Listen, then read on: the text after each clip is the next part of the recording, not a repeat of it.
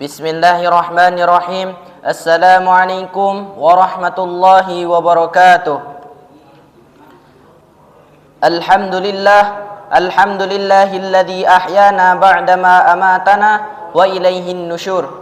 Asyhadu an la ilaha illallah wahdahu la syarika lah wa asyhadu anna Muhammadan abduhu wa rasuluh, amma ba'du. Segala puji bagi Allah Subhanahu wa taala yang telah melimpahkan kepada kita nikmat dan kasih sayangnya.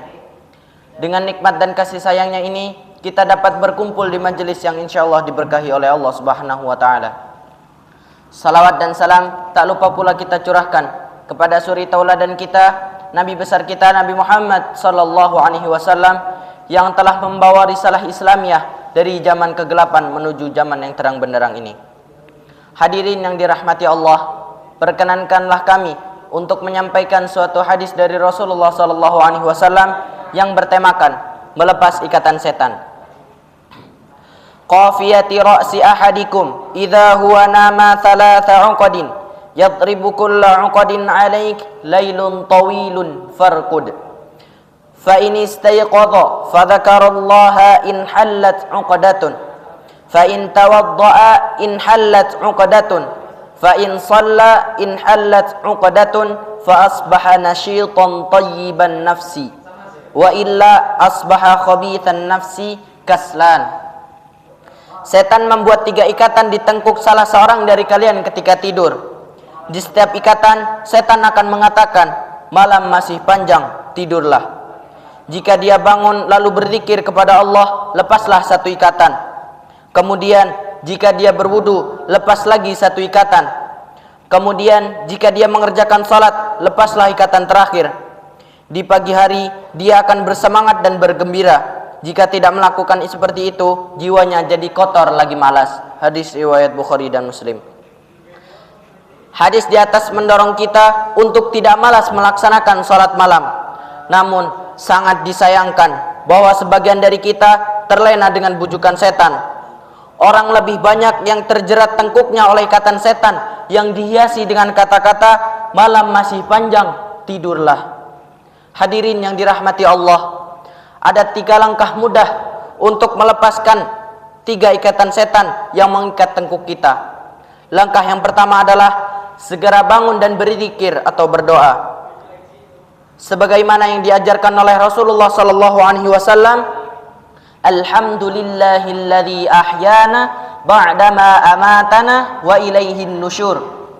Segala puji bagi Allah yang telah menghidupkan kami setelah Dia mematikan kami, dan kepadanya lah kami dikembalikan. Hadis riwayat Bukhari. Hadirin yang dirahmati Allah, langkah yang kedua adalah berwudu. Tidak sedikit orang yang bangun tengah malam tetapi ia hanya ke kamar mandi untuk buang air kecil, kemudian tidur lagi. Itu artinya ia belum bisa terlepas dari ikatan setan. Tetapi jika setelah bangun dan berzikir kepada Allah, kemudian ia berwudu, maka terlepaslah ikatan yang kedua. Dari Ibnu Abbas radhiyallahu anhu bahwa Rasulullah sallallahu alaihi wasallam bersabda, sesungguhnya aku diperintahkan untuk berwudu apabila hendak mengerjakan salat. Hadis riwayat Tirmidzi, Abu Dawud dan An-Nasa'i. Hadirin yang dirahmati Allah, langkah yang ketiga adalah melakukan salat malam minimal 2 rakaat. Dari Abu Hurairah radhiyallahu anhu, Rasulullah sallallahu alaihi wasallam bersabda, jika salah seorang di antara kalian bangun malam, maka bukalah salat malamnya dengan 2 rakaat yang ringan. Hadis riwayat Muslim. Ditegaskan bahwa orang yang melakukan salat malam dijamin masuk surga dan selamat dari ancaman neraka.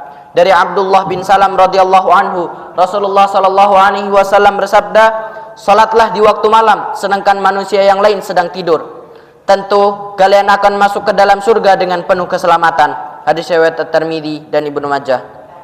Hadirin yang dirahmati Allah, Allah Subhanahu wa taala berfirman di dalam surat Al-Isra yang berbunyi, a'udzu billahi minasyaitonir rajim, wa minal laili fatahajjad bihi nafilatan lak asa an yab'atsaka rabbuka maqaman mahmuda.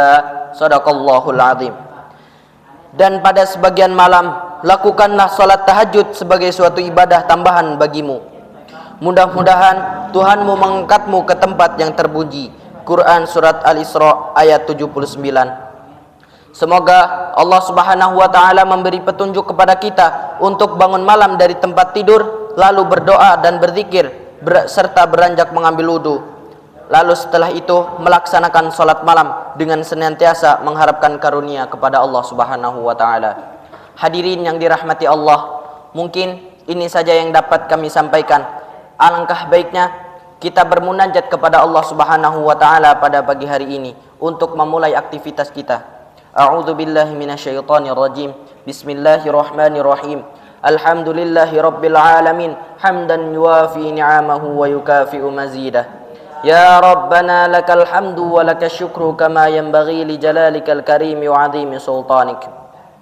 Allahumma salli wa sallim ala sayyidina Muhammadin wa ala ali sayyidina Muhammad. Ya Allah yang maha besar lagi maha kuasa, kami memohon kepada Engkau ya Allah untuk para musyrif, orang tua asuh, donatur, pembina dan pengurus yayasan, pengurus ponpes, umat muslimin dan muslimat, agar diampuni dosa-dosanya, dosa besar, dosa kecil, disengaja ataupun tidak disengaja. Diberi hidayah agar dapat melaksanakan semua perintah-Mu dan meninggalkan semua larangan-Mu. Diberi kesehatan agar bisa istiqomah dalam melaksanakan ibadah, baik yang wajib maupun yang sunnah. Diberi rezeki yang luas lagi berkah, agar mau berbagi kepada anak yatim dan duafa serta perjuangan Islam.